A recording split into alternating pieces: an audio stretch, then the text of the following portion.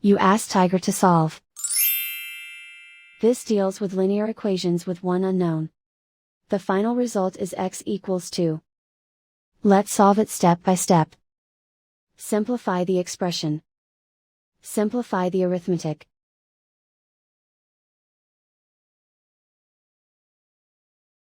Group all constants on the right side of the equation. Subtract 5 from both sides. Simplify the arithmetic.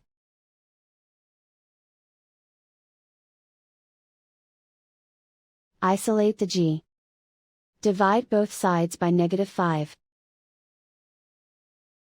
Cancel out the negatives. Simplify the fraction.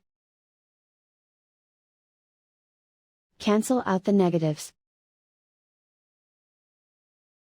Find the greatest common factor of the numerator and denominator.